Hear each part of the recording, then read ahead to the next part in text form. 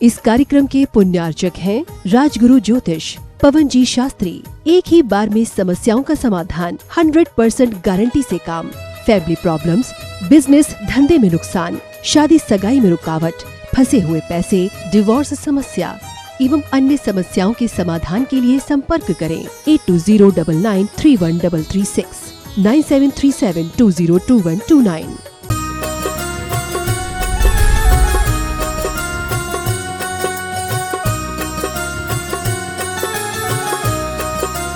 बोलिए देवादिदेव 1008 पार्श्वनाथ भगवान की जय जय जय। श्रवण संस्कृति के उन्नायक प्रातः स्मरणीय आचार्य भगवंत विद्यासागर जी महामुनिराज की जय जय जय। गुणायतन प्रणेता संघ समाधान करता, भावना योग प्रवर्तक, तरुणाई के प्रखर वक्ता पूज्य मुनिवर श्री प्रमाण सागर जी महाराज की जय जय जय। मुनि संघ की जय जय जय।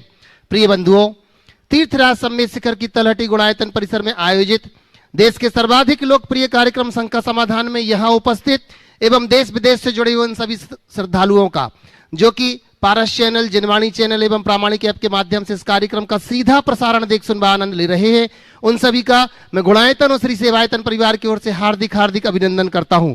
बंधुओं, यह कार्यक्रम प्रारंभ हो उसके पूर्व अपन चलते हैं मंचासीन पूज्य मुनिराज के चरणों में वंदन करने के लिए, नमोस्तु निवेदित करने के लिए मैं अपनी ओर से और आप सब लोग अपनी ओर से वो स्वामी नमोस्तु नमोस्तु नमोस्तु इच्छामि इच्छामि इच्छामि। बंधुओं, हमें बड़ी प्रसन्नता है, लोगों ने गुणायतन के आवाहन पर अपनी स्वीकृतियां दी हैं। बंधु, आपको जैसे कि विदित ही है, गुणायतन का कार्य बड़ी तीव्र गति से चल रहा है, चाहे वह पंचायतन शैली का जिनालय हो या कि गुणायतन का कार्य हो, जिसमें अनेक लोग जुड़ते जा रहे हैं। कोई सदस्य योजना से जुड़ रहा है तो कोई निर्माण योजनाओं से जुड़ रहा है। बंधुओं, आज जिन्होंने अपने आप को सदस्य योजनाओं में सूत्रधार के रूप में जोड़ा है, हम जोरदार तालियां बजा करके उनका अभिनंदन जरूर करना चाहेंगे। स्वर्गीय श्री रामचंद्र जी सहदेव टरे की स्मृति में श्रीमती सुधा जी सुरेश जी कैनी मुंबई से जोरदार करतब ध्वनि से हम उनका अभिनंदन करते हैं। बंधुओं, जिन्होंने अनंत शंकाओं का समाधान किया है, ऐसे पूज्य गुरुदेव वास्तव में, जैसे अभी आप देखते हैं पूज्य गुरुदेव शंकाओं का समाधान करता, कभी कल्पना करके देखो कि जब भगवान का समावसरण लगता होगा तो ऐसे ही तीर्थंकर विराजमान होते होंगे और लोग अपनी अपनी जिज्ञासाओं का, अपनी अपनी शंकाओं का निवारण कर लिया करते थे। आज वर्तमान में भले ही तीर्थंकर साक्षात नहीं है, पर उनकी प्रतिकृति पूज्य मुनिवर श्री प्रमाण सागर जी महाराज के रूप में हम सबके बीच में विराजमान है। तो आए अपन चलते उनके चरणों में, और मैं प्रथम शंका करने के लिए यहाँ पर आमंत्रित कर रहा हूँ हमारे बीच में श्री राजेश जी जैन, भारती जैन, अक्षय ग्रुप खामगांव से, और इसी के बाद तैयार रहेंगे, निवेदन करूंगा जीत जैन भोपाल से। नमोस्तु महाराज जी, नमोस्तु महाराज जी, नमोस्तु महाराज जी। महाराज जी, संपूर्ण महाराष्ट्र की हमारी ये बहनें, इन्होंने मंगलमय भावना इस सम्मेद शिखर क्षेत्र पर सिद्ध चक्र महामंडल विधान की भावना की थी। सभी व्रती बहनें हैं और विशेषकर छुट्टियों में यहां आने के बाद महाराज जी भावना हुई कि विधान कहाँ करना है, मगर जैसे ही हम गुरु जी के चरणों में त्रिवार नमोस्तु करने पहुंचे हैं तो गुरु जी ने आचार्य भगवान की अनुकंपा से अपना आशीष दे दिया कि सभी व्यवस्था गुणायतन में होगी और यह संस्कृत सिद्ध चक्र महामंडल विधान करने का हमें सौभाग्य यहां मिल रहा है। गुणायतन परिवार ने भी जो सेवा हमने नहीं मांगी वह भी सेवा देके हम सभी को बहुत बहुत कृतज्ञ किया है। गुरुदेव, गुणायतन परिवार से महाराष्ट्र के सभी परिवार को जोड़ने का प्रयास हम सभी व्रती परिवार की ओर से करने का बहुत बहुत प्रयत्न करेंगे, और महाराष्ट्र में हर समय जितने भी जहां विधान हम हिंदी कर चुके हैं, अभी प्रयास करेंगे कि यहाँ विधान करने से जो विशुद्धि बढ़ी है, ये विशुद्धि संपूर्ण महाराष्ट्र में बढ़े। शुल्क सुबक सागर महाराज जी ने हमें निर्देश दिया था कि अपने महाराष्ट्र में सिद्ध चक्र का संस्कृत विधान हर जगह हो, लोगों की विशुद्धि बढ़े। ऐसी मंगलमय भावना के साथ गुरुदेव हमारा प्रश्न रखते हैं कि हम जब भी कोई प्रतिज्ञा करते हैं, पूर्व आचार्यों ने क्रमणी बोलते हैं, तो पूर्व आचार्यों में कौन से आचार्य को, या गुरु परंपरा को ले या पूर्व आचार्य को ले? देखिए, भगवान महावीर के बाद गौतम स्वामी, और गौतम स्वामी के बाद हमारे जितने भी शुद्ध केवली भगवान और परंपरा आचार्य कुंद आदि जितने भी आज तक के आचार्य हैं, मूल संघ के सभी आचार्यों को हम अपने पूर्वाचार्य कहते हैं।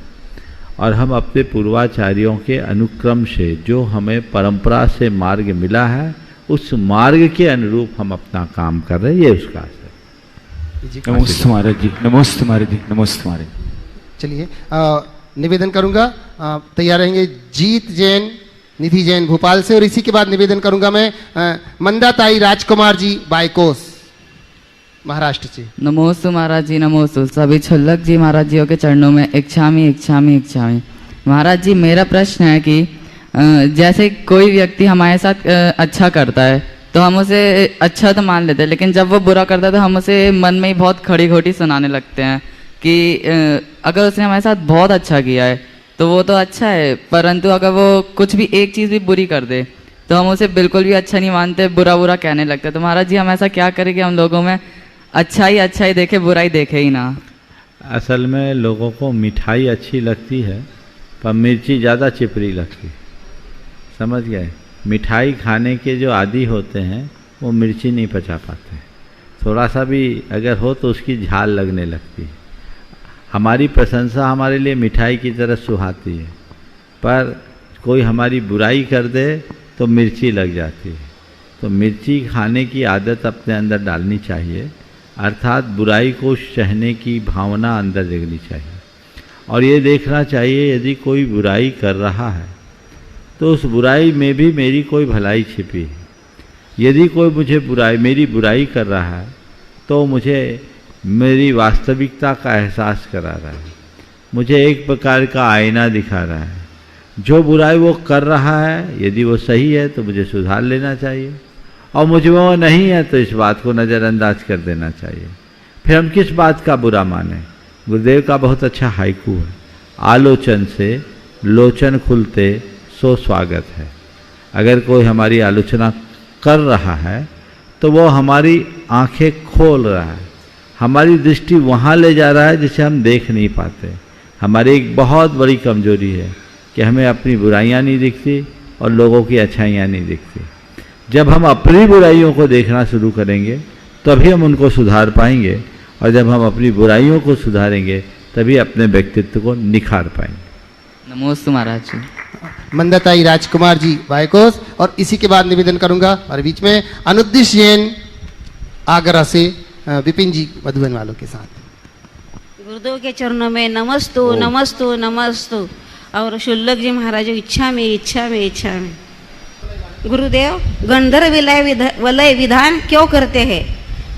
इस मंगलोच्चारण से क्या लाभ होता है? अनेक बार इसका उत्तर दे दिया है बहन जी, वहाँ सुन लीजिएगा। चलिए आगे निवेदन कर रहा हूँ अनुदिश जी आगरा से विपिन जी के साथ, और इसी के बाद निवेदन करूंगा हमारे बीच में श्रीमान अजय जी जैन एडवोकेट दिल्ली से सूत्रधार सदस्य। गुरुदेव के चरणों में बारंबार नमोस्तु नमोस्तु नमोस्तु। हे गुरुदेव, हमारे जैन धर्म में किसी भी अन्य देवी देवताओं को पूजना पूजना मिथ्या माना जाता है। कभी कभी हमें ये भी बताते हैं कि हम अब जो भी अपनी किताबें पढ़ते हैं उसमें कभी मोर पंखी रख लो या कुछ खड़िया रख लो, जो हम बचपन में करते हैं, तो लोग बोलते हैं कभी कभी वो भी मिथ्या होता है। मुझे ये पूछना है कि मिथ्या आखिर में होता क्या है और इससे कैसे बचें? देखो, अच्छा सवाल किया है। मिथ्या क्या है? जो सही है वो सच्चा है और जो गलत है वो मिथ्या है। जी। जैन धर्म में पूजा अर्चा का उपदेश है, पर किसकी पूजा? जो पूज्यता को प्राप्त कर लिए।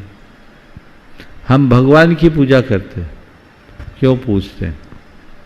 इसलिए पूछते हैं कि हम अपने अंदर के दुख और अशांति को दूर कर सकें, हमें शांति मिले। हमें पता है कि राग, द्वेष और मोह यही हमारे जीवन की अशांति का मूल है और इसी से हमारा भाव भ्रमण होता है। तो हमें फिर पूजना है तो किसको पूजे? जिन्हें राग, द्वेष और मोह को जीत लिया। जिसके अंदर राग, द्वेष, मोह जीवित है वो तो हमारे ही जैसा हो गया।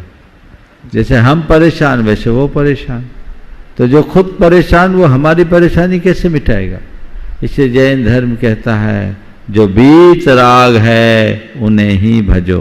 किनको भजो? जो बीत राग है उनको भजो।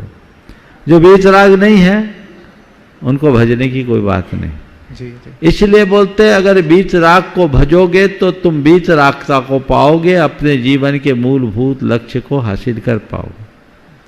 और बीत राग को भूलकर अन्य किसी को पूजते हो तो पूजा का जो लाभ तुम्हें मिलना चाहिए वो नहीं मिलेगा, इसलिए कहते हैं बेकार। जी जी। अब किताब कॉपी में मोर का पंख रख कर के खड़िया डालने से ज्ञान बढ़ जाए तो स्कूल जाने की जरूरत क्या है? ये हम लोगों को बचपन से बताया विद्या है, मोर के पंख को विद्या कहते हैं। जी जी। और उसमें खड़िया डालते जाओ तो वो बढ़ते जाएगी बढ़ते जाएगी। ये एक कपोल कल्पित मान्यता है, तुमने नहीं हमने भी किया है सभी करते होंगे। अब आज की पीढ़ी तो शायद हाईटेक हो गई, बच गई होगी, लेकिन एक अनुराग ये इस वजह से क्योंकि लोगों के हृदय में विद्या के प्रति अनुराग है। पर सदैव ध्यान रखना, विद्या किसी की कृपा से नहीं बढ़ती, विद्या सतत अभ्यास से बढ़ती। अभ्यास सारिणी विद्या बुद्धि कर्मानुसारिणी।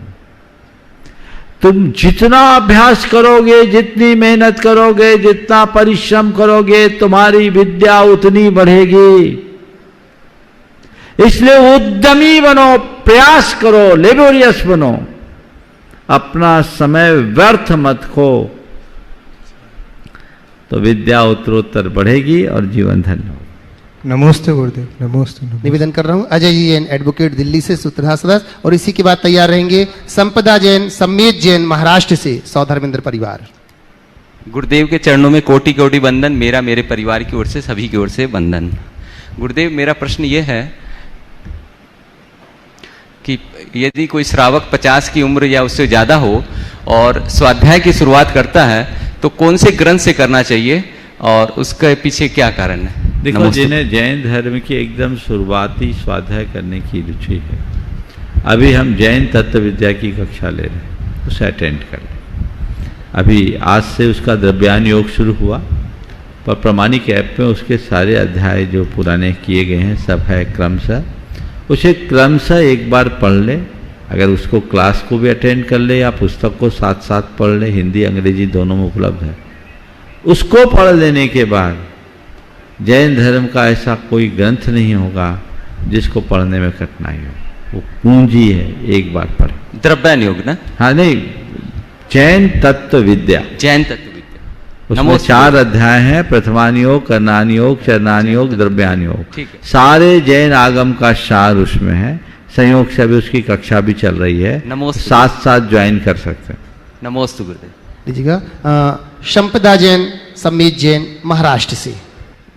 गुरुदेव के चरणों में नमोस्तु नमोस्तु नमोस्तु। सभी शुल्लक महाराज जी के चरणों में इच्छामि इच्छामि इच्छामि। महाराज श्री, वर्तमान की बिगड़ रही अर्थव्यवस्था को परिवार, विद्यालय, समाज एक दूसरे का सहयोग कैसे करें? वर्तमान की बिगड़ती हुई अर्थव्यवस्था को आगे क्या बोला?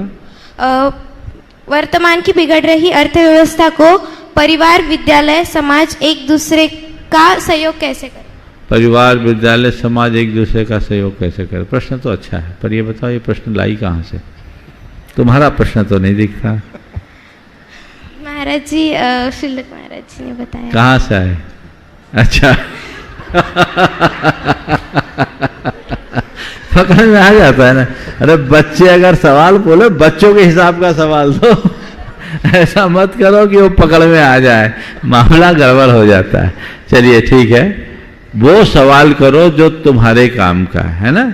चलो फिर भी तुमने पूछा है, बिगड़ती हुई अर्थव्यवस्था को सुधारने में परिवार, समाज की क्या भूमिका हो सकती है? देखिए, अर्थव्यवस्था को सुधारने का सबसे अच्छा तरीका है आय बढ़ाओ, व्यय घटाओ, है ना। हम लोगों के लिए कहा करते थे, विद्यानंद जी महाराज कहा करते थे कि हमारे कमंडल में भूमंडल का अर्थशास्त्र छिपा है। कहाँ है कमंडल? उठा भैया।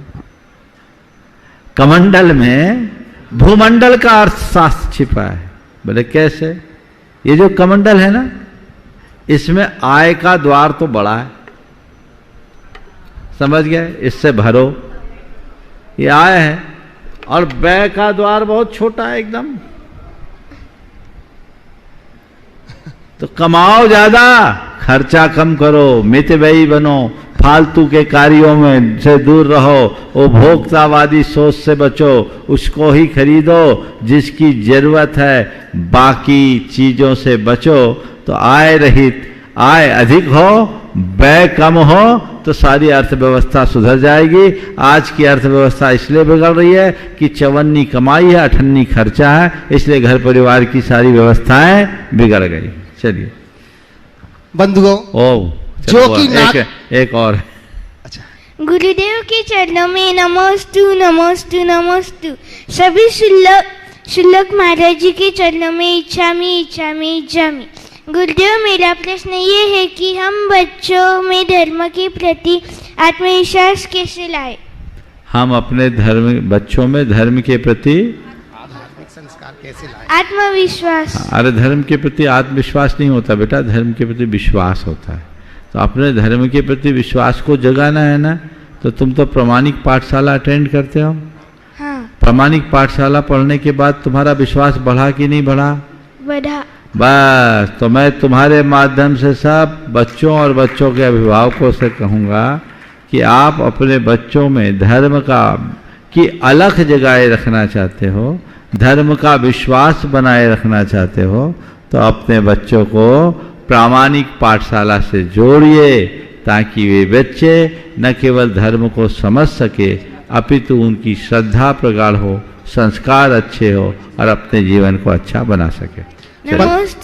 बंधुओं, जिन्होंने ना कि सिर्फ थ्योरी अपितु प्रैक्टिकल करके दिखाया है, कमंडल में पूरा भूमंडल दिखा दिया, ऐसे पूज्य मुनिवर श्री प्रमाण सागर जी महाराज की मैं बड़े सम्मान के साथ आवाज दे रहा हूं। हमारे बीच में पंकज जी जैन कन्नौज मुंबई वाले यहाँ उपस्थित हैं, जो कि गुणायतन के शिरोमणि संरक्षक हैं। साथ ही निर्मल जी सेठी कोलकाता से मैं निवेदन करता हूं मंच के ऊपर आए। हमारे इन अतिथियों का अभिनंदन करने के लिए मैं आवाज दे रहा हूं हमारे गुणायतन के सीईओ सुभाष जी से। आइएगा, उनका अभिनंदन करेंगे। आइए मंच के ऊपर आइए, जोरदार जोरदार कलतर ध्वनि से हम अभिनंदन करते हैं श्रीमान पंकज जी कन्नौज मुंबई से, शिरोमणि संरक्षक गुणायतन, और निर्मल जी सेठी कोलकाता से। आइएगा, पूज्य गुरुदेव के समक्ष आए।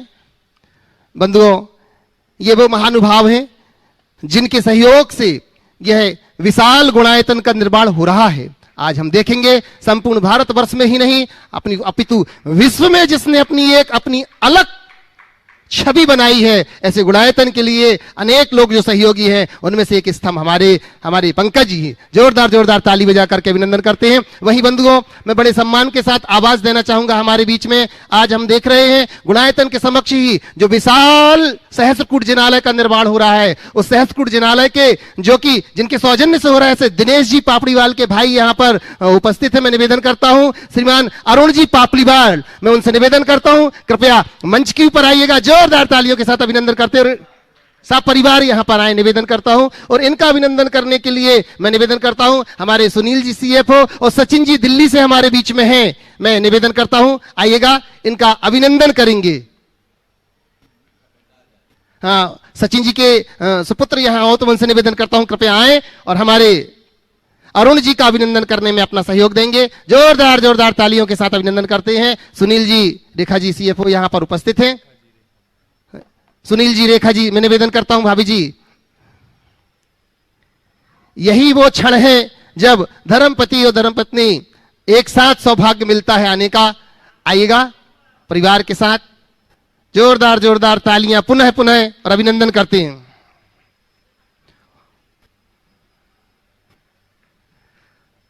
बंधुओं, जैसे कि आपको विदित है, आगामी 26, 27, 28 तारीख को पूज्य श्री के सानिध्य में इसी स्थान पर एक भावना योग शिविर का आयोजन किया जा रहा है, जो एक अनूठा प्रयोग यहां पर होगा। बंधुओं, उस प्रयोग को पर आप दूर बैठ करके नहीं देख पाएंगे, उसके लिए आपको यहां तक आना होगा। इस बार का भावना योग बड़ा विशेष है। बंधुओं, मैं आपसे फिर निवेदन कर रहा हूं, आप इस भावना योग में शामिल होकर के जो अर्जन करेंगे वो आने वाले समयों के लिए हमारे लिए सुरक्षित होगा। मैं आपसे निवेदन करूंगा, जिन लोगों ने अभी तक अपना रजिस्ट्रेशन नहीं कराया है, वो पूज्य श्री के आशीर्वाद से ही बंधुओं प्रामाणिक ऐप के माध्यम से अपना रजिस्ट्रेशन करा करके, जिससे कि हमारा गुणायतन परिवार उनकी समुचित व्यवस्था कर सके, लीजिएगा। और अब मैं चलता हूं मंचासीन ही, क्योंकि अपन प्रतिदिन देखते हैं कुछ ना कुछ छूट जाता है, इसलिए आज ना छूटे, इसलिए पहले ही अपन मंचासीन क्षुल्लक जी से निवेदन करेंगे। पूज्य स्वरूप सागर जी महाराज के चरणों में वंदन करते हुए निवेदन कर रहे महाराज श्री अपना प्रश्न रख रहे हैं। क्षुल्लक श्री स्वरूप सागर जी महाराज। महर्षि के चरणों में बारंबार नमोस्तु। महर्षि कहते हैं कि संसार बाजार की तरह है, जब भी बाहर निकलो तो जरूरी से ज्यादा गैर जरूरी चीजों की ओर ध्यान जाता है। तो महर्षि, जब भी हम प्रवृत्ति में रहें तो ऐसा क्या करें कि गैर जरूरी चीजों की ओर ध्यान ना जाए? बहुत अच्छी बात। हम जिस संसार में रहते हैं, जरूरी से ज़्यादा, ज़रूरत से ज़्यादा गैर जरूरी चीज़ों की तरफ ध्यान जाता है। बहुत अच्छा सवाल किया है कि हम ऐसा क्या करें कि हमारा चित्त गैर जरूरी बातों में न लगे। एक कमांड अपने मन को हमेशा दें, मुझे प्रयोजन से प्रयोजन रखना है। क्या? मुझे प्रयोजन से प्रयोजन रखना है। यदि ये बात हृदय में गहरे बैठ जाएगी तो प्रयोजनहीन या अप्रयोजनीय बातों और कामों में हमारी रुचि अपने आप घट जाएगी। जैसे आप घर से निकलते हैं ज्वेलरी खरीदने के लिए, तो आप किसी ग्रोसरी की दुकान में तो नहीं जाते, आप किसी ज्वेलर की ही दुकान की तरफ जाते हैं। और ज्वेलरी की दुकान में जाने के बाद भी यदि आपको रिंग खरीदनी है तो रिंग की तरफ देखेंगे, टॉप्स की तरफ नहीं देखेंगे। तो ये एक स्वाभाविक बात है। हमारी प्राथमिकताएं पक्की होनी चाहिए, निश्चित होनी चाहिए। जो मुझे प्रयोजनी है उससे ही प्रयोजन रखना है। यदि तदनुरूप हम अपनी प्राथमिकताओं को निश्चित कर लेते हैं तो बिना मतलब की बातों में जी नहीं जाता। पर आजकल के दौर में बिना मतलब के कामों में लोगों का समय ज़्यादा जाता है, खासकर आपके गैजेट्स के माध्यम से। एक भाई ने एक दिन कहा, महाराज जी टच स्क्रीन रहता है, स्मार्टफोन्स है, हाथ थोड़ा ही लगता है तो किधर से किधर चला जाता है, सर्च कुछ करना है और घंटों खराब हो जाता है। और एक ने बताया, महाराज आजकल वो शॉर्ट्स और रील्स का चक्कर बड़ा विचित्र हो गया है। शॉर्ट्स और रील्स के चक्कर में थोड़ा थोड़ा देखते देखते कितना टाइम स्पेंड कर देते पता ही नहीं लगता। बचिए, हमारा समय बहुत कीमती है। अपनी प्राथमिकताएं सुनिश्चित कीजिए, जितना प्रयोजन उतना काम कीजिए। अभी कल ही शायद मुझे किसी ने पेपर की कटिंग दिखाई कि इस शॉर्ट्स और रील्स के चक्कर में लोगों की नींद खत्म हो रही है और सपने में भी वही देख रहे हैं जो देख के सोते हैं। एडिक्ट हो गए लोग। और उसमें बताया, उसमें भी ज्यादातर लोग अपने अपलोड किए हुए नहीं, दूसरों के रील्स को देखते हैं। बिना मतलब की बातों में जी उलझाने से बचिए। तय कर लीजिए, मुझे प्रयोजन से प्रयोजन रखना है। चित्त इधर उधर भागे, अपने फोन को एक तरफ रख दीजिए। खासकर जिस समय ऐसी तलब होती है उस समय उसे दूर करके रख दीजिए। जो अच्छा करने का समय है उसे आप व्यर्थ में नष्ट करते हैं। अगर ऐसी जागरूकता आ जाएगी तो बिना मतलब की बातों में जी उलझाने से आप बच पाओगे। और जब आपके पास कुछ समय बचेगा तभी आप कुछ कर पाओगे, चाहे पढ़ने वाला विद्यार्थी हो, चाहे कामकाजी व्यक्ति या व्यापारी। किसी भी क्षेत्र का व्यक्ति बिना मतलब की बातों में लगेगा तो जहां के तहां अटक के रह जाएगा। जो उसका लक्ष्य है उससे दूर छिटक कर चला जाएगा, ओझल हो जाएगा। इससे बचिए। मैं निवेदन करना चाहूंगा, पूज्य क्षुल्लक श्री समादर सागर जी महाराज के चरणों में वंदन करते हुए अपना प्रश्न रख रहे हैं। पूज्य समादर सागर। हे मुनिवर, आपके चरणों में कोटि से नमोस्तु नमोस्तु नमोस्तु। अभी वर्तमान में कुछ व्यवस्थाएं देखने में आती है, पुरानी पद्म पुराण की घटना है कि जब माँ अपने बेटे के लिए भोजन लेकर आती है, वो देखती है कि उसका शीश कटा हुआ पड़ा हुआ है, लेकिन जब आगे बढ़ती है वो तो विचार करती कि मेरे बेटे को किसने मारा है, मैं इसका बदला लूँगी। लेकिन सामने जब सुंदर पुरुष को देखती है तो वो अपने बेटे को भूल जाती है। तुम्हारी प्रश्न ये है कि सुंदरता के सामने माँ की ममता क्यों हार जाती है? देखो, आपने शंबुक कुमार की कथा और शूर्पणखा के प्रसंग को रखा है। बहुत अच्छा प्रसंग रखा है। पहले मैं इसे कथा के रूप में कहूँ और फिर इसके भीतर छिपे प्रतीकाशय को कहूँ तो शायद ज़्यादा अच्छा रहेगा। कथा आती है कि शूर्पणखा जो रावण की बहन थी, उसका भाई शंबुक कुमार बांस के बीड़े के भीतर यानी बांस के पेड़ों की झाड़ियों के मध्य बैठकर चंद्रहास नाम का खड्ग यानी विद्या सिद्ध कर रहा था। उसकी उस साधना से वो खड्ग सिद्ध हो गया, पर उसे उसका पता नहीं चला। कोई कितनी भी विद्या सिद्ध करे, हासिल उसी को होता है जिसका पुण्य हो। लक्ष्मण जी रामचंद्र जी के वनवास के काल में उधर से विचरण कर रहे थे और चंद्रहास खड्ग की सुगंध उनके नाक तक आई। वो सीधे आकर्षित होकर वहां पहुंच गए। देखे तो बिल्कुल तलवार है।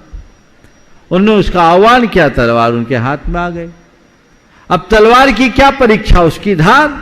छत्री तो थे, उनने तलवार चलाई तो बीड़ा छिद गया और बीड़ा ही नहीं छिदा, उसके ओंठ में बैठा शंबुक कुमार जो औंधे मुंह बैठा था, उसकी गर्दन चले गई, उसकी हत्या हो गई। लक्ष्मण जी को इस बात का बड़ा दुख हुआ कि अनजाने में एक व्यक्ति की हत्या हो गई, निर्दोष व्यक्ति की, पर उसका कोई उपाय नहीं था। इधर उसकी मां शूर्पणखा जो रोज उन्हें भोजन देने आती थी, वो जब अपने पुत्र को भोजन देने के लिए आई तो देखती है कि बेटा तो मर गया है, उसकी गर्दन धड़ से अलग है। बहुत व्याकुल हुई और पद चिन्हों को देखते देखते अपने पुत्र के हंता से बदला लेने का ख्याल लेकर वो गई। तो जाते जाते उसे रामचंद्र जी दिखे। रामचंद्र जी के रूप को देखकर वो मुग्ध हो गई, भूल गई कि मेरे पुत्र का वियोग हुआ। उसने रामचंद्र जी के समक्ष अपना प्रणय निवेदन प्रस्तुत कर दिया। कहते हैं रामचंद्र जी ने कहा, मैं तो, मेरे साथ तो मेरी पत्नी है, मैं तुम्हारी इच्छा की पूर्ति नहीं कर सकता। कहानी है, कहानी को कहानी के संदर्भ में लेना। और उन्होंने लक्ष्मण की तरफ इशारा कर दिया और लक्ष्मण के पास गई शूर्पणखा। तो कहते हैं कि लक्ष्मण जी ने शूर्पणखा की नाक काट दी। ये कहानी है, ये जो मैंने बात कही जैन पद्म पुराण के आधार पर कही। कहानी को ऊपरी तौर पर देखते हैं तो ये लगता है कि जब मनुष्य के ऊपर वासना का भूत हावी होता है तो उसके सारे विवेक बुद्धि छिन्न भिन्न हो जाती है। पर इस पूरे कथा के प्रसंग को मैं एक अलग दृष्टि से देखता हूं। मैंने रामायण की पूरी घटना को बहुत गंभीरता से समझा है और उसकी व्याख्या विवेचना भी की है, जो हमारे भीतरी रामायण से संबद्ध है। आज बहुत अरसे बाद रामायण का प्रसंग यहाँ उठा है, मैं इस प्रसंग को इसके भीतर छिपे आध्यात्मिकता की तरफ आप सबका ध्यान दिलाना चाहता हूं। शंभुक कुमार जिस चंद्रहास खड्ग की सिद्धि कर रहा था, वो शंभुक कुमार और कोई नहीं है, हमारे मन का लोभ है। और उसकी मां शूर्पणखा, वो हमारे अंदर की कामुक वृत्ति है। लोभ से प्रेरित होकर जब व्यक्ति कोई साधना करता है और उसके साथ उसका कामुकता उसकी पुष्टि करती है, तो साधना की सिद्धि सही अर्थ में फलीभूत नहीं होती। लक्ष्मण जी को चंद्रहास खड्ग मिल गया। लक्ष्मण हमारे मन के विवेक का द्योतक है कि जीवन की उपलब्धियां विवेकी को होती है, कामी को नहीं। और जो विवेकवान होता है वो अपने अंदर के लोभ को पहले नष्ट करता है। उनने उस विवेक के बल पर चंद्रहास खड्ग का प्रयोग किया और वो नष्ट हो गया। अब वो कामुक वृत्ति जब हमारी आत्मा की ओर आकर्षित होती है, तो राम, हमारे भीतर की आत्मा राम है, उनकी ओर गई। और जब कामुक वृत्ति अंदर रामचंद्र जी के पास जाकर अपना भाव रखे, तो आत्मा राम को अब कामुकता से कोई रुचि नहीं। पर क्या करे, इसे शांत कैसे किया जाए? तो उनने सोचा मेरे द्वारा समझाने से अच्छा इसको विवेक की शरण में भेज दो। तो लक्ष्मण के पास भेज दिया गया। कहावत है कि लक्ष्मण जी ने उनके नाक काट दिए। मुझे नहीं मालूम उनने नाक काटी कि नहीं काटी, लेकिन शूर्पणखा की नाक कट गई। हालांकि ऐसा कहा जाता है कोई भी क्षत्रिय किसी बालक, किसी स्त्री, किसी ब्राह्मण और किसी निहत्थे पर अस्त्र नहीं चलाता। लक्ष्मण जी ने शूर्पणखा की नाक काटी होगी ऐसा तो मैं नहीं कहता, पर शूर्पणखा की नाक कटी इसमें कोई संशय नहीं। क्यों? कोई व्याहता स्त्री किसी पर पुरुष के पास जाए और अपना प्रस्ताव रखे और ठुकरा दी जाए, इससे बड़ी नाक कटाई और क्या होगी? शूर्पणखा की नाक कट गई। इस पूरे प्रसंग को इस संदर्भ में देखना चाहिए। हाँ लीजिए, मैं निवेदन कर रहा हूँ पूज्य सुभग सागर जी महाराज के चरणों में वंदन करते हुए। परम पूज्य मुनिवर के चरणों में बारंबार नमोस्तु नमोस्तु नमोस्तु।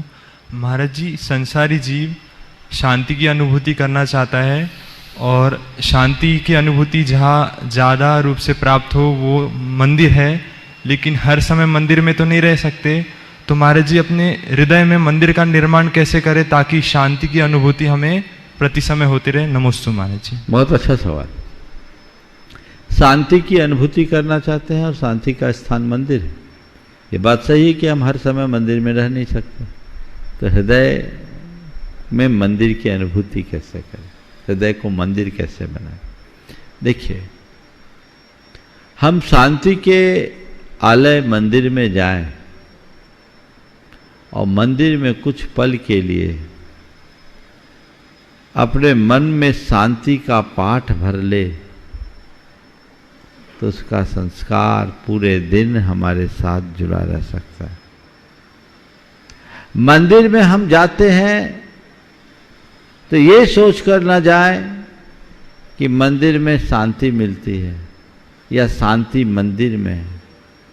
मंदिर में आप जाओ तो ये सोच कर जाओ कि मंदिर शांति का पावर हाउस है, यहाँ से हमें अपने मन को रिचार्ज करना है, और आधा घंटे हम रिचार्ज करेंगे तो 24 घंटे काम चलेगा।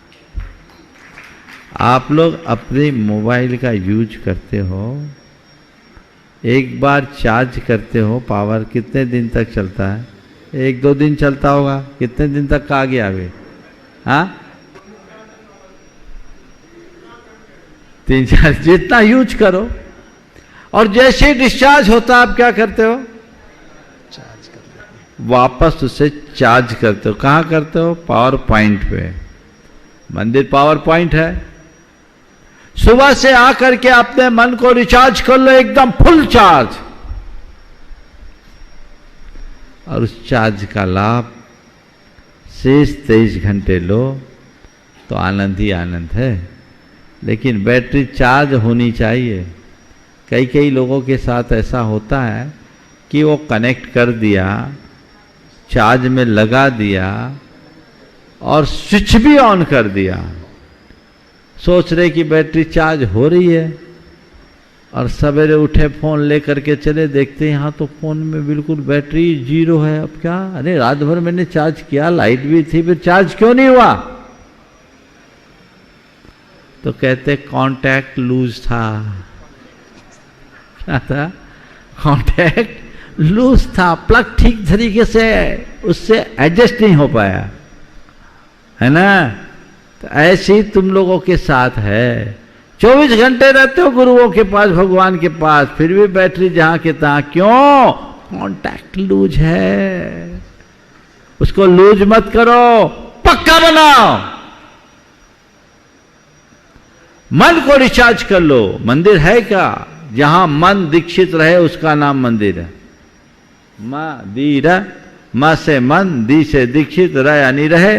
मन को दीक्षित रखो, जितनी देर मंदिर में रहो मन को एकदम सचेष्ट रखो, रिचार्ज कर लो भगवान के साथ केंद्रीकृत करके, और अपने आप को ऊर्जा से भर लो, तो बाकी समय मंदिर का असर होगा। लेकिन क्या होता है, मंदिर में जो अगरबत्ती भी लोग जलाते हैं, धूप बत्ती जलाते हैं, तो बुझ जाने के बाद भी घंटा आध घंटा उसकी सुगंध होती कि नहीं होती? पर 1 घंटे पूजा करके बाहर निकलते हो, उसका असर होता है कि नहीं? देख लो, हिसाब लगा लो। मंदिर में पूजा के क्षण में जो तुमने अगरबत्ती जलाई, उसके बुझने के बाद भी उसकी सुगंध दिखती है, सुगंध का एहसास होता है। तुमने पूजा की, उस पूजा का असर तुम पर कितनी देर है? दरवाजा से बाहर आने के बाद कहीं ऐसा तो नहीं कि तुम अगरबत्ती से भी गए बीते हो गए? मैं तो ये नहीं मानता। हमें अपने आप को रिचार्ज करना होगा, और ये तब होगा जब हम धर्म की क्रियाओं को कोरी क्रिया मानने की जगह उसे जीवन के रूपांतरण का आधार मानेंगे। उसे रूटीन की तरह मत करिए, इस तरह से कीजिए कि जीवन की रूटीन बदल जाए, तो जीवन में बदलाव आए। मैं निवेदन कर रहा हूं गुणायतन सीईओ सुभाष जी पूनम जी से, और इसी के बाद तैयार रहेंगे शुभम जी जैन दिल्ली से, गुणायतन ट्रस्टी। परम श्रद्धेय गुरुदेव के चरणों में शत शत नमन। मंचासीन सभी क्षुल्लक महाराजों के चरणों में सादर इच्छामि। गुरुदेव, एक बहुत पुरानी बीमारी है इंसान की कि लोभ जो है, अभी आपने थोड़ी देर पहले लोभ का जिक्र भी किया था सुबह के रूप में, तो लोभ कैसे कम नहीं होता है, चाहे पैसे का लोभ हो, चाहे यश का लोभ हो खास तौर से, और ये ऐसा हो गया है कि उम्र के साथ बढ़ता ही है ज़्यादातर, ऐसा देखा है। तो गुरुदेव, ऐसी क्या दवाई हो, क्या कर सकें कि ये लोभ कम हो जाए? देखिए, बहुत अच्छी बात है। लोभ या लिप्सा या लालच उत्तरोत्तर बढ़ती है, और वय के अनुसार भी बढ़ती है। और ये लोभ बिल्कुल सही है, केवल पैसे का लोभ नहीं, यश का लोभ भी है, पद का लोभ भी है। ये मनुष्य को बहुत परेशान करता है। लोभ से बचने के लिए व्यक्ति को संतोष का भाव जगाना होगा, और संतोष को जगाने के लिए व्यक्ति के अंदर आत्म संयम आना चाहिए। आत्म संयम को लाने के लिए व्यक्ति के हृदय में आत्मज्ञान होना चाहिए। जब आत्मज्ञान होगा, आत्मसंयम होगा, आत्मसंयम होगा तो संतोष होगा, संतोष होगा तो लोभ बचेगा। और व्यक्ति जीवन की वास्तविकता का नित्य प्रति विचार करे तो भी वो लोभ से अपने आप को बचाने में समर्थ हो सकता है। संसार नश्वर है। हम अनेक लोगों को इस दुनिया से जाते हुए देखते हैं, उनकी छवि अपने सामने देखो, फिर देखो कि क्या है। आज भी देखिए, छीतरमल जी पाटनी हमारे समाज के एक बहुत महत्वपूर्ण स्तंभ आज चले गए। हालांकि काफ़ी दिनों से वह अस्वस्थ थे, आना जाना तो सबका लगा हुआ है, लेकिन कब कौन चला जाए पता नहीं। पर मैंने एक चीज़ देखा इस संदर्भ में, तो मैं आज ही ऐसी आने के थोड़ी देर पहले मुझे जानकारी मिली। मैं पूरे परिवार को आशीर्वाद देता हूँ कि धैर्य संयम से काम लें और जीवन की वास्तविकता को स्वीकार करके अपने जीवन को आगे बढ़ाने का प्रयास करें। कोई व्यक्ति बस चला जाता है, अच्छा काम करता है तो उसकी यादें भर शेष रहती, बाकी कुछ और बचता नहीं। न व्यक्ति का धन किसी के साथ रहता है, न यश किसी के साथ जाता है, न पद, सब उसी के साथ चले जाता और किसी के काम नहीं आता। पर मैं जो बात कहना चाह रहा हूँ वो ये कि विडंबना कैसी है कि कई लोगों को मैंने देखा है कब्र में पांव लटकी देखने के बाद भी व्यक्ति को सुध नहीं आती, सुध नहीं आती। वो उसी दुनियादारी में लगा रहता है, उसका चित्त धर्म के प्रति, उसका चित्त आत्महित के प्रति नहीं जुड़ता। उसे अपने बच्चों की बात आती है, बच्चों की चिंता आती है, परिवार से मिलने की भावना आती है, अपनी संपत्ति को संभालने की बात आती है, ये कर लो वो कर लो, अथवा और जिन बाहरी बातों से व्यक्ति जुड़ा है वो सब ध्यान में आता है। पर उसे ये समझ में नहीं आता कि ये सब तो जड़ है, इनमें एक परमाणु से भी मेरा कोई नाता नहीं है, मेरा मैं हूं, मुझे अपने स्वरूप को संभालना है। बहुत बिरले लोग, न उस व्यक्ति के हृदय में ऐसे भाव आते हैं, न उनके परिजन और परिचारक ऐसा कुछ वातावरण बनाते हैं। अंतरात्मा को जगाओ, मोह भाव से मुक्त होकर ज्ञान भाव में जीने वाला व्यक्ति ही जीवन का सच्चा रस ले सकता, आनंद उठा सकता। नमोस्तु गुरुदेव। निवेदन कर रहा हूँ शुभम जी जैन दिल्ली से गुणायतन ट्रस्टी, और इसी के बाद निवेदन करूंगा मैं पंकज जी कन्नौज मुंबई से शिरोमणि संरक्षक गुणायतन। पूज्य श्री के चरणों में मेरा, मेरे परिवार सुभाष चंद जी, सतीश चंद जी, भगत जी परिवार का सादर नमोस्तु। पूज्य श्री, ऐसा सुनने में आता है कि जिनेंद्र भगवान की भक्ति का सातिशय पुण्य प्राप्त होता है, पर वह सामान्य से हमें दिखाई नहीं देता या हम देखना नहीं चाहते, अनुभव नहीं करते। इसका समाधान करें। बिल्कुल सही बात कही है। जिनेंद्र भगवान की भक्ति का सातिशय पुण्य प्राप्त होता है, पर हमें दिखाई नहीं पड़ता या दिखना नहीं चाहते। दरअसल ज़्यादातर लोग पुण्य के लोभ में भगवान की भक्ति भले करते हैं, पर अंदर से उनकी रुचि क्रियाओं में रहती है, भावों में नहीं। यदि भावों के साथ हम अच्छे कार्य करें तो पुण्य का प्रत्यक्ष अनुभव हो सकता है। हमारी क्रियाएं हमें दिख रही है, लेकिन मैंने भगवान की भक्ति करके कितना पुण्य उपार्जन किया है इसका आभास भी हो सकता है। कैसे? पुण्य है क्या? मन का अहोभाव, मन की प्रसन्नता। अगर अच्छा कार्य करने के बाद अंदर से अपने आप को धन्यता का एहसास कर रहे हो, समझ लो ये सब पुण्य का आगाज है, ये पुण्य आ रहा है और यही पुण्य हमारा कल्याण करेगा। ये बातें जो सोचते समझते हैं उनकी श्रद्धा भी और बढ़ती है और उसके परिणाम स्वरूप पुण्य भी गाढ़ा होता है। पंकज जी कन्नौज मुंबई से शिरोमणि संरक्षक गुणायतन, और इसी के बाद निवेदन करूंगा जिस परिवार की ओर से सहस्कुट जिनालय का निर्माण हो रहा है, अरुण जी पापलीवाल। नमोस्तु गुरुवर, नमोस्तु गुरुवर। तप और संयम से गुरुवर का जीवन खिलता है और उनकी वाणी से प्यासों को अमृत मिलता है। जीवन की हर कठिन शंका का गुरुवर आपसे ही समाधान मिलता है। महाराज जी, हमारा एक प्रश्न है। भगवान शांतिनाथ के जीवन की ये विशेषता रही है कि उनके जीवन में कभी कोई असाता या दुख नहीं हुआ। ये किसका प्रतिफल था और उनके जीवन से संबंधित किस कारण से हुआ? देखिए, पहले तो मैं कहूँगा एक बार इनका जोरदार करतल ध्वनि से आभार व्यक्त करो।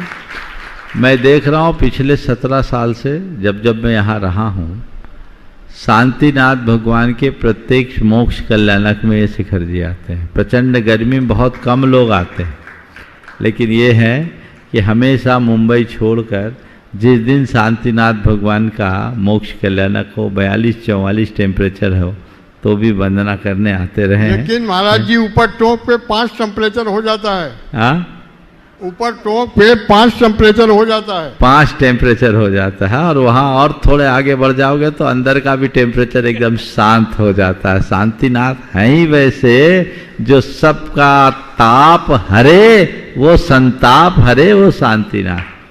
देखिए हमारे 24 तीर्थंकरों में शांतिनाथ भगवान की महिमा अपरंपार है। हालांकि सभी तीर्थंकर भगवंत समान हैं, पर शांतिनाथ भगवान का कुछ विशेष स्थान है। उसके कुछ कारण हैं। पहला कारण ही तो ये है कि उनके नाम के साथ ही शांतिनाथ लगा, तो जिसके नाम में ही शांति है तो अपने आप शांति आएगी। दूसरी बात, शुभदीनाथ से लेकर धर्मनाथ भगवान तक हमारे तीर्थंकर परमात्माओं के तीर्थ काल में इस काल के दोषवश, हुंडाओ सर्पिणी काल के दोषवश कुछ कुछ समय के लिए तीर्थ का विच्छेद हुआ, लेकिन शांतिनाथ भगवान के काल से ये परिपाटी अविरल चली आई, वो कभी भी छिन्न भिन्न नहीं हुई। इसलिए शांतिनाथ भगवान बिल्कुल शांति के दाता हो गए, ये भी एक रुझान है। शांतिनाथ भगवान के जीवन में हम पूर्व भाव में पढ़ते हैं, जहाँ तक मुझे स्मरण है, उन्होंने अभय दान का बड़ा काम किया था। एक प्राणी की रक्षा बचाई थी, रक्षा की थी।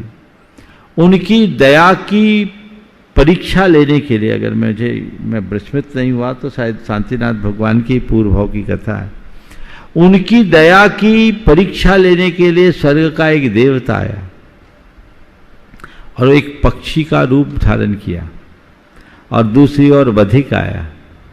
उसने कहा कि ये पक्षी मेरा शिकार है, मुझे दो। तो उनने कहा, इसने मैंने इसकी रक्षा की, मैं तुम्हें नहीं दे सकता। तुम चाहो तो इसके वजन बराबर मेरे शरीर का मांस ले लो, लेकिन मैं तुम्हें ये पक्षी नहीं दे सकता। कथा में ऐसा आता है कि वो पक्षी के लिए, वो पक्षी एक तरफ तुला पर पक्षी को रखा, नन्हा सा पक्षी था, और दूसरी तरफ वो खुद भी बैठने को आतुर हो गए, बैठ गए, तो भी वो पक्षी का भार भारी रहा। तब उस वो देवता प्रकट होकर आता है और कहता है, स्वर्ग के इंद्र ने आपकी सच्ची प्रशंसा की है। इस धरती पर दया धर्म का पालन करने वाला यदि कोई है तो आप ही हो। ऐसी कथा शांतिनाथ पुराण में आती है, मैंने बहुत पहले पढ़ी। तो ये उनकी महिमा है। तो शांति किसको मिलती है? जो दया धर्म का पालन करता है। अपने हृदय को दया से भिगो कर रखिए, धर्म का सच्चा लाभ तभी होगा और उसी से जीवन का उत्थान। नमस्ते महाराज। निवेदन कर रहा हूं अरुण जी पापड़ीवाल, और मैं इसी के बाद निवेदन करूंगा विकर्ष जी शास्त्री कवि हृदय। परम पूज्य गुरुदेव के चरणों में बारंबार नमोस्तु नमोस्तु नमोस्तु। समस्त चुल्लक महाराज के चरणों में इच्छामी इच्छामी इच्छामी। गुरुदेव, मेरा एक प्रश्न था। भारत में हमारे समाज की करीब 45 लाख जनसंख्या बताते हैं, और इस हिसाब से हमारी जो राजनीतिक स्थिति है वो काफ़ी दयनीय है। छोटे छोटे, हमारे से भी छोटे छोटे समाज के लोग बाग, जिनकी की नगण्य मात्र उपस्थिति है जनसंख्या के हिसाब से, वे भी सीटों के, वर्तमान में सीटें ही सबसे महत्वपूर्ण होती है किसी भी तरह की सरकार बनाने में या न बनाने में, तो उनके ऊपर अपना असर दिखा देती है। जहां अपने जैन समाज की बात है, सारे वोट इधर से उधर बिखरते जाते हैं, कहीं भी कोई राजनीति में उपस्थिति दर्ज नहीं करा पाते हैं, न ही अपने कोई भी धर्म क्षेत्रों की रक्षा करने में सबलता दिखाई पड़ती है। आपका इस संदर्भ में मार्गदर्शन चाहिए। देखिए, बहुत ही सामयिक बात आपने उपस्थित की है, और मैंने अनेक बार इस संदर्भ में अपना मंतव्य प्रकट किया। समाज में राजनीतिक चेतना को जगाना बहुत जरूरी है, और यदि समाज एकजुट हो जाए तो मैं कहता हूँ अभी भी जैन समाज बहुत समर्थ समाज है, और देश की व्यवस्था को बनाने में अपना महत्वपूर्ण योगदान दे सकती।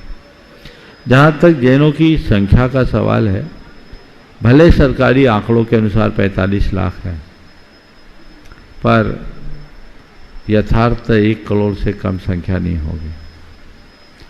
और 1 करोड़ जैनी है, पर प्रत्येक जैनी के आश्रित 10-10, 20-20 परिवार तो कम से कम है ही जो उनसे सीधे जुड़े हैं। तो अगर देखा जाए तो 1 पर 10 को जोड़ ले तो 10 करोड़ साथ लेकर चलने वाले, एक बहुत बड़ी संख्या है। पूरे देश की व्यवस्था को प्रभावित करने के लिए, राजनीति को प्रभावित करने के लिए। पर सबसे बड़ी विडंबना ये है कि जैन लोग बड़े प्रबुद्ध हैं, बुद्धिजीवी हैं, और वो अपनी राजनीतिक क्षमताओं का न तो आकलन करते हैं और न ही राजनीतिक इच्छा शक्ति का परिचय देते हैं। उनकी सारी शक्ति आपस में ही उलझ करके खत्म हो जाती है। एक अलग जगनी चाहिए जिससे जैन समाज के लोग आगे आए। जब आज़ादी हुई उस समय देश के संसद में और अनेक राज्यों में कई जगह तो मुख्यमंत्री भी जैन हुए और जैनों का प्रतिनिधित्व रहा। हर काल में जैनों ने अपना प्रतिनिधित्व दिया है, क्योंकि जैनों में प्रतिभा रही। राजा महाराजाओं के समय में भी जैन बड़े उच्च स्थान में रहे, तो आज भी रह सकते हैं यदि जैनों के अंदर वैसी भावना जगाई जाए, लोग एकजुटता के साथ आगे आए और आपसी मतभेदों को भुला करके चले। अब हमारे यहाँ कोई फतवा जारी करने की व्यवस्था तो है नहीं, लोगों के अंदर एक लहर होनी चाहिए, जागरूकता आनी चाहिए, ताकि हम अपने धर्म, अपनी संस्कृति और अपनी परंपरा की सुरक्षा कर सकें। नमोस्तु गुरुदेव, नमोस्तु गुरुदेव। विकर्ष जी शास्त्री और इसी के बाद श्रीमती सुशीला जी जैन, रिसोड, महाराष्ट्र से। जिनके चरणों में आकर के झुक जाते सारे अभिमानी, जिनके चरणों में आकर के झुक जाते सारे अभिमानी, जिनके प्रवचन को सुनकर के हो जाते हैं पानी पानी। गुरु प्रमाण सागर वचनों में कहते अनुभव परक कहानी। बाल वृद्ध और युवा सभी पढ़ बन जाते सारे ही ज्ञानी। बंधुओं, जैसा कि आपको विदित है, पूज्य मुनि श्री प्रमाण सागर जी महाराज जो अपने प्रवचनों के माध्यम से जब लोग प्रवचन उनके सुनते हैं तो लोगों के हृदय में उतर जाते हैं, और छोटी छोटी कहानी, जो कहानी काल्पनिक नहीं, उनके अनुभव की कहानियां होती हैं, उनके संस्मरण होते हैं जो आप हमें बताते हैं। अभी भी पूज्य गुरुदेव ने संघ का समाधान में भी ऐसे कई संस्मरण सुनाते हैं। लेकिन कैसे लोगों तक पहुंचे, तो प्रमाणिक समूह ने एक बहुत ही अच्छा कार्य किया कि जितनी भी पूज्य गुरुदेव चाहे प्रवचनों के माध्यम से हो, चाहे संघ का समाधान में जो कहानियां कहते हैं, उन सबको संकलित करके एक कुछ दिनों पूर्व 2021 नवंबर में प्रमाणिक कहानी एक पुस्तक निकाली थी, जिस कहानी को पढ़कर के सुनकर के लोगों ने अपने दिलों में उस कहानियों को बैठा लिया और जीवन परिवर्तन कर लिया। ऐसे ही जब वो पुस्तक और लोकप्रिय हुई तो लोगों ने पुनः डिमांड की कि हमें पुनः जो पूज्य गुरुदेव कहते हैं उनके जो प्रवचनों के माध्यम से कहानियां पढ़ने मिले। तब पुनः प्रमाणिक समूह के माध्यम से एक और प्रयास किया गया और प्रमाणिक कहानियां भाग 2 पुनः प्रकाशित हुई है, जो बाजार में आ चुकी है। आप देख पा रहे हैं भैया जी के हाथों में ये कहानी की पुस्तक है, और ये कहानी बड़ी रोचक है, क्योंकि आज क्या जमाना है, जैसी पैकिंग होती है तो लोग आकर्षित होते हैं। इन कहानियों में आप देख पाएंगे, और इन कहानियां जो अंदर जो चित्र है, वो चित्र उस कहानी का भाव प्रदर्शित करता है। और जब उस कहानी को आप पढ़ेंगे तो छोटी छोटी कहानियों के माध्यम से अपने जीवन का सार जान पाएंगे। तो मैं निवेदन कर रहा हूं, जो टीवी के माध्यम से देख सुन पा रहे हैं, कि प्रमाणिक कहानी और प्रमाणिक समूह के माध्यम से जो पाठशालाएं चलती हैं, उन पाठशालाओं से आप अवश्य जुड़िए, अपने बच्चों को जोड़िए, ताकि ये बच्चे आने वाले समय में आपके बुढ़ापे की बैसाखियां बन सकें। पूज्य गुरुदेव के माध्यम से जो कहानियां हैं, ये केवल बच्चों के लिए नहीं, आपके और हमारे लिए हैं। चाहे बाल वृद्ध हो, चाहे युवा हो, हर कोई इन कहानियों को पढ़े, इन कहानियों के सार को जाने, और पूज्य गुरुदेव के माध्यम से जो वचन निकलते हैं, इन वचनों को आत्मसात करके अपने जीवन में ऊंचाइयों को प्राप्त करें। तो मैं निवेदन कर रहा हूं कि प्रमाणिक कहानी भाग 2 ये बाजार में आ चुका है, आप सभी लोग अवश्य मंगा सकते हैं और प्रमाणिक समूह में संपर्क करके प्रामाणिक पाठशाला में भी अपने बच्चों को ज्वाइन करा सकते हैं। बोले पूज्य मुनि श्री प्रमाण सागर जी महामुनि राज की जय हो जय हो जय हो।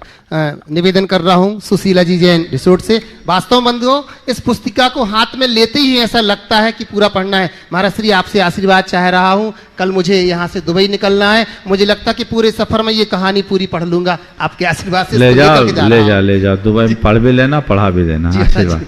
अब भैया जी इंटरनेशनल है, इनके यहाँ पर काम पैर कम रहते, बाहर ज्यादा रहते हैं। जाइए, जल्दी आइए। जी महाराज जी। गुरुदेव आपको नमस्तु, 3 बार नमस्तु नमस्तु नमस्तु। ये शुल्लक जी को इच्छा में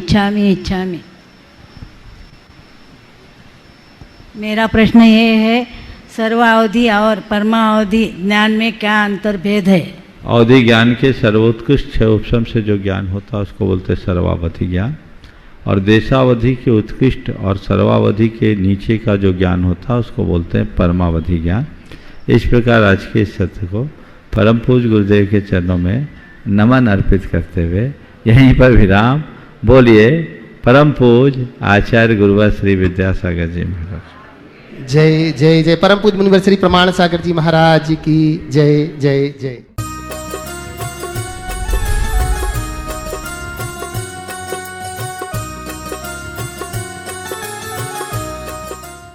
इस कार्यक्रम के पुण्यार्जक थे राजगुरु ज्योतिष पवन जी शास्त्री। एक ही बार में समस्याओं का समाधान, 100% गारंटी से काम। फैमिली प्रॉब्लम्स, बिजनेस धंधे में नुकसान, शादी सगाई में रुकावट, फंसे हुए पैसे, डिवोर्स समस्या एवं अन्य समस्याओं के समाधान के लिए संपर्क करें 8209931336 9737202129।